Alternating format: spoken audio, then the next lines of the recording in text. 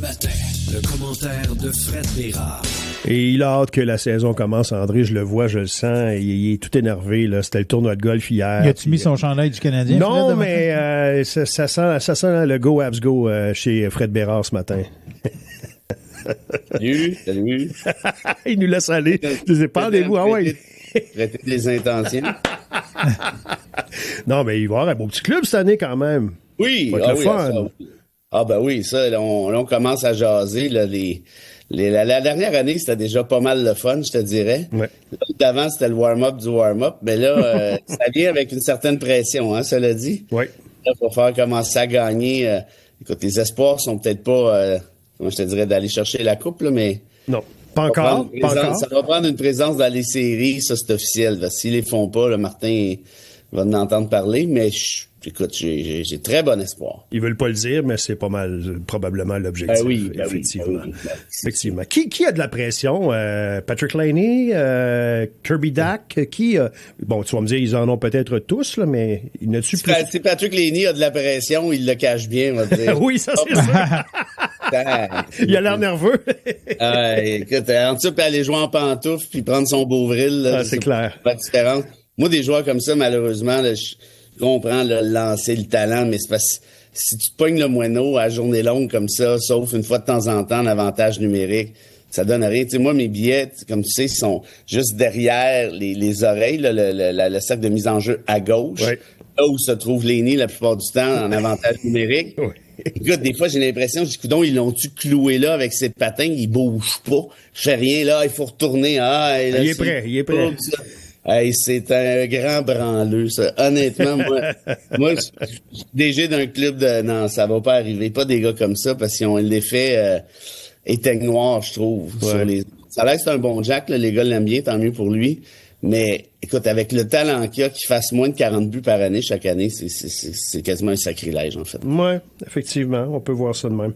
On va parler de Charlie Kirk. Tu as fait paraître un article qui, je pense, est pas mal partagé depuis qu'il est sorti. Ça va être ça, notre discussion. Mais avant, on a le petit quiz du prof. C'est l'heure du quiz du prof. Énervé là aussi. Bon, là, c'est bien beau, là, je me casse en deux pour faire des quiz, mais là, Dada, là, les vendeurs, qu'est-ce que vous faites, là? Il est là-dessus à temps plein. Non, je comprends, mais faites peut-être d'overtime, parce que ça va pas assez vite, là. On est déjà rendu à la moitié de la saison. Aïe. Dada, là, je vais te comparer à Patrick Laney, Oh là là! Non. On est rendu là. Il aimerait faire son salaire, en tout cas, à Patrick Laney.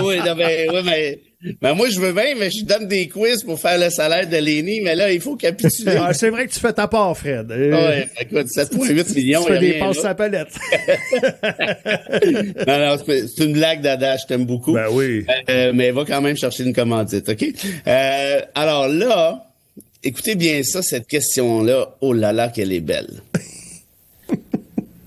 Qu'est-ce qui se passe avec la charte canadienne versus la charte québécoise? Je pose la question. A.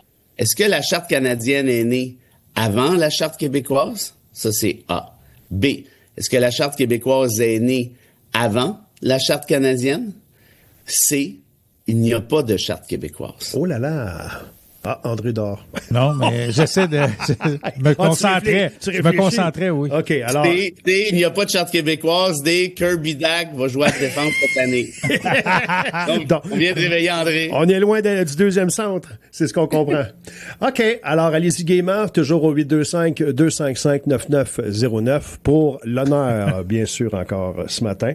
Et Dada, entre-temps, a été interpellé par l'ONF. Il va, parce qu'il a été gérant de Gare-aux-Loups à l'époque, ou en tout cas, il était dans l'entourage du groupe québécois. Oui, du groupe québécois Gare-aux-Loups. Oui. Et on retrace l'histoire de Gare-aux-Loups, l'ONF, on fait un documentaire et Dada a été... Mais Gare-aux-Loups, c'était pas un band du nord de l'Ontario, ça? Ouais, c'est un franco-ontarien, effectivement, et qui donnait dans le folk traditionnel, là, qui a marché très fort. Fait que Dada, c'est une star. Fait que tu sais, il y a moins de temps, un petit peu. Ça, c'est eux autres. C'est eux autres qui se sont appelés Loup-Garou, puis après ça, Garou-Loup. Au début, c'était Loup-Garou, c'est devenu Garou-Loup. À suivre. Bon. Comme un peu Charlebois, son surnom, c'était Garou. Puis quand est arrivé l'autre Garou, ils ont dit, ça dérange pas de voler le surnom d'une des plus grandes vedettes du Québec. Il dit, Je connaissais pas ça. Moi, il savait même pas. Voyons. C'est toujours fait appeler de même. Moi aussi, ça m'avait fait tomber sur le derrière, ça, à l'époque. OK.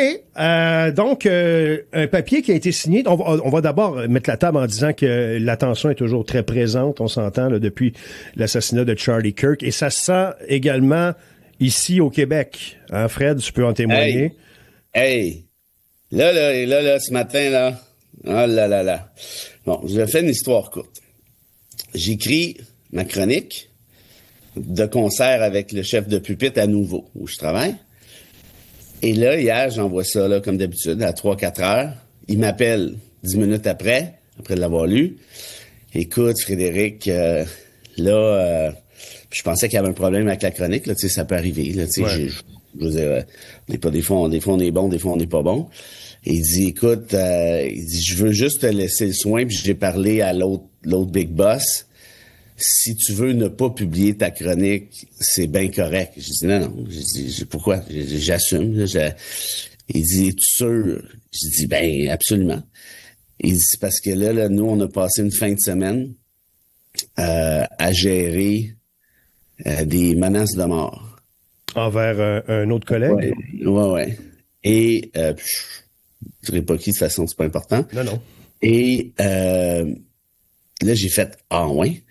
Et là, je suis allé voir, parce que j'ai fait 2 capsules sur Charlie Kirk dans Make Fascism Great Again, les petites capsules que je fais sur Facebook, Instagram, YouTube. Et là, je suis allé voir les commentaires pour la peine plus en détail, parce qu'il y en a une là-dedans qui est rendue à, je pense, quelque chose comme 125 000 vues, là. Tu sais, ça commence à être beaucoup.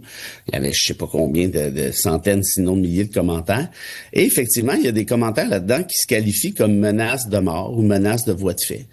Genre, où t'habites, toi? C'est quand la prochaine fois que tu sors de chez vous? Hey. Toi, on te voit aller avec Denis Lévesque, vous aimez beaucoup, hein? Tu dois être un beau calice de fifi. Je te check, mon tabarnak. Puis là, je dis, oui, donc c'est de toute beauté, ça. Ouais. Puis là, donc, qu'est-ce que j'ai dit dans cette capsule-là? Fait que là, je la réécoute. Puis je dis essentiellement ce que dit Kirk.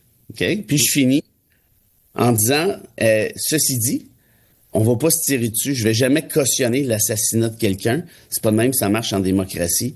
On va pas commencer à se tirer d'en face. Sauf que Kirk tient des propos qui sont considérés comme de la propagande haineuse. Bon. Mais ça justifie pas un assassinat. Je dis exactement le contraire. Puis il y a du monde dans une autre gang qui me trouvait un peu trop soft avec Kirk. Mais bon. Mais là, l'affaire, c'est que la gang des Trumpistes, là, vous êtes dans une secte. Ça me fait de la peine de vous dire ça, là. Mais vous êtes vraiment d'une secte. Puis souvent, c'est la même gang, hein, avec la pandémie, là. Ouais. Vous êtes dans une secte. Vous avez perdu contact avec la réalité, là. Ça me fait... C'est pas le fun de dire ça à quelqu'un, mais c'est quand même la réalité. Et là, remarquez l'ironie de l'affaire. Je suis pas sûr que vous êtes capable là, de la remarquer, mais on va quand même vous la dire. Vous braillez à la liberté d'expression à 100 000 à l'heure. Mais quand quelqu'un dit que votre Kirk, c'est un « voici telle étiquette », ça, on n'a pas le droit de le dire, sinon on va se faire nous autres tirer dessus. Mm-hmm. Savez-vous ce que ça veut dire, le mot « ironie », là? Ben, c'est ça, de l'ironie. Et là, si vous pensez que vous allez nous faire peur, puis que vous allez nous obliger à nous fermer la gueule, ben, je peux pas parler pour tout le monde, là, mais en tout cas, je vais parler pour moi, là. Ça va pas arriver, là. La chronique est publiée, puis c'est tout. Puis si vous pensez que vous allez me faire peur en m'attendant chez nous avec vos slingshots, ben non, vous me faites pas peur. Ça va pas arriver. Je vais pas avoir peur de vous autres. Parce que ce que vous essayez de faire, c'est un climat d'intimidation. Ça peut pas être à Papineau pour le réaliser. Puis quand votre chumé Trump, votre gourou, là, le boss de la secte, là, que vous mouillez juste à le voir, là, avec tous ces petits sbires, dont Kirk, là, ben lui est allé dire, là, hier, on va monter une liste de tous ceux qui n'ont pas été gentils avec Charlie Kirk. Ils vont avoir des représailles. C'est ça pour vous, la liberté d'expression? Il y a des gens qui perdent leur job, d'ailleurs, aux 4 coins des États-Unis. Ben oui, puis il y a des profs qui se sont fait dire, vous n'avez pas le droit de critiquer Kirk ni son discours. Vous savez, c'est ça pour vous, la liberté d'expression? Chris, êtes-vous moron à ce point-là? Tu sais, à un moment donné, c'est beau être cave, mais il y a comme des limites, là. Vous êtes plus cave que chez cave, là. Vous braillez liberté d'expression. « Hey, toi, si tu critiques Kirk, moi, te crisser dehors.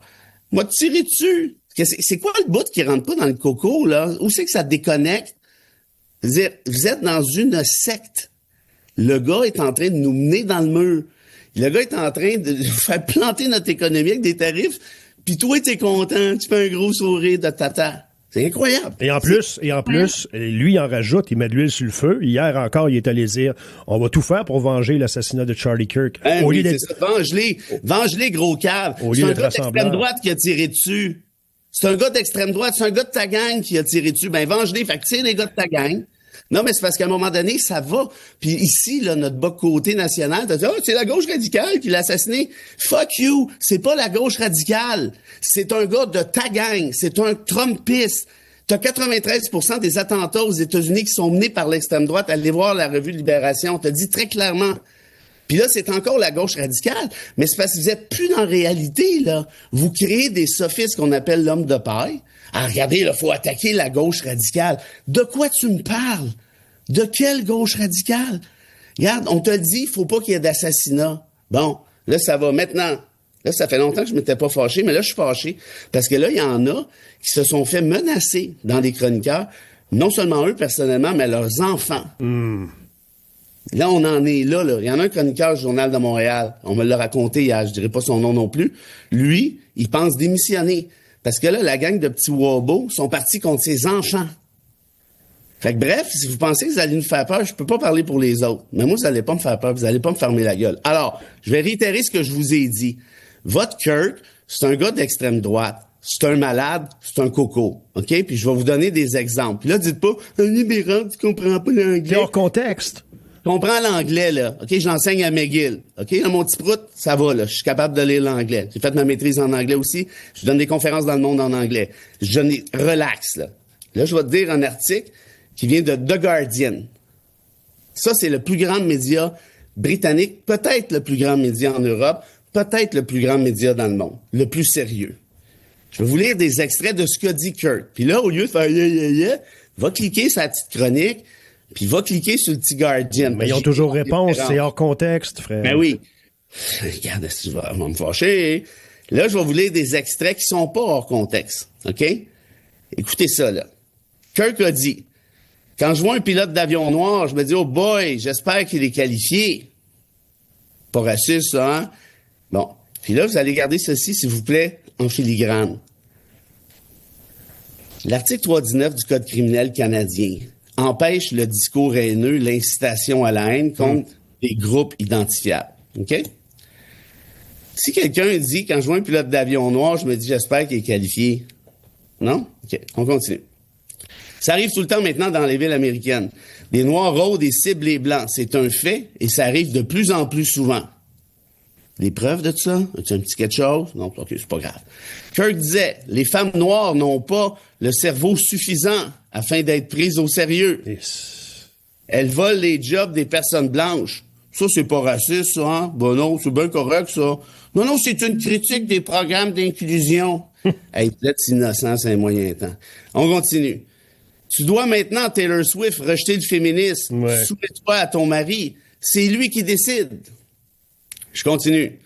Nous devons imposer des procès comme celui de Nuremberg aux cliniques qui pratiquent les changements de sexe.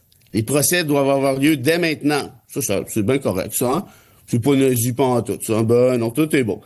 On continue. Les décès par tuerie sont nécessaires. Hein, les décès par tuerie de masse sont nécessaires, malheureusement, afin de laisser intact le deuxième amendement et protéger nos droits accordés par Dieu. Il s'agit d'un deal raisonnable. Bon, c'est un deal raisonnable, ça, les tueries. OK, on prend note. L'Amérique était au sommet quand nous avions stoppé l'immigration pendant 40 ans et nous avions limité le nombre d'enfants nés de l'immigration à son plus bas niveau. Ça, c'est pas raciste non plus, ça. Ben non, voyons donc. Il s'exprime, il donne son opinion, puis il essaie de... Hey, vous êtes tonton, c'est pas sérieux, là. Le Parti démocrate déteste notre pays. Il veut le voir s'écrouler. Il adore quand l'Amérique devient de moins en moins blanche. C'est ça, du racisme, je sais pas. On continue.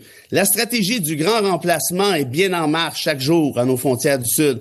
La théorie du grand remplacement, c'est une théorie raciste, conspirationniste, qui dit que les immigrants débarquent ici pour nous grand remplacer, là. T'en as souvent parlé ici. Ouais.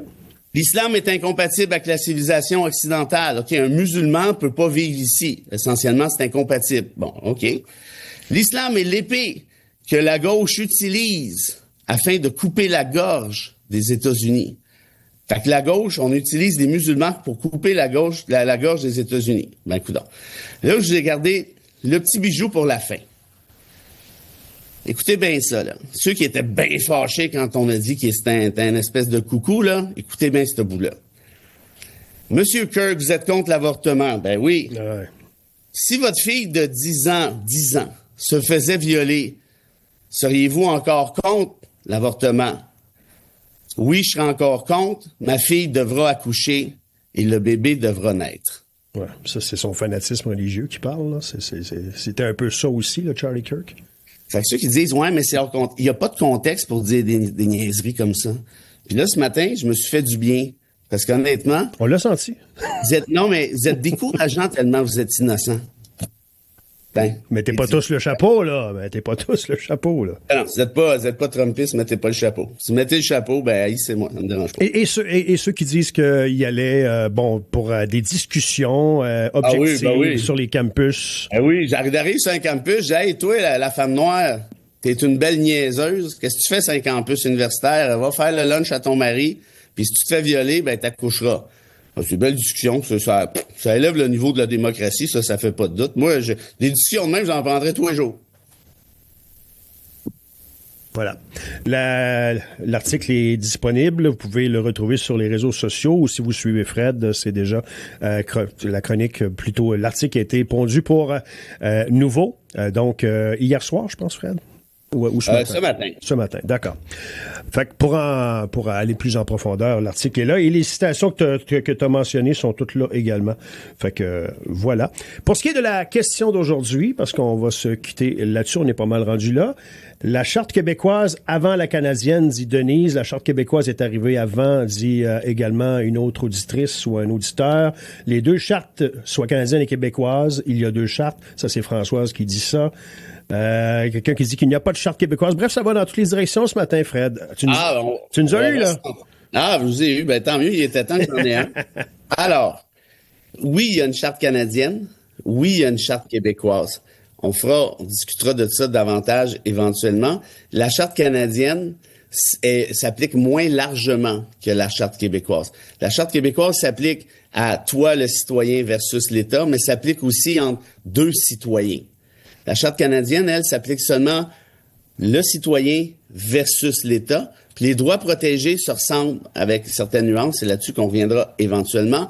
Et donc, la bonne réponse était la Charte québécoise est née en premier, c'est-à-dire en 1975, et la Charte canadienne par la suite, c'est-à-dire en 1982, dans ce qu'on appelle le rapatriement de la Constitution. C'est-tu à ça que t'en étais venu comme conclusion, les yeux fermés, André? Oui, c'est ça que t'avais? Okay. Oui, c'est ça que j'ai vu dans mon rêve. À demain, Freddy. Non, je sais pas. Salut, bonne journée. Bye.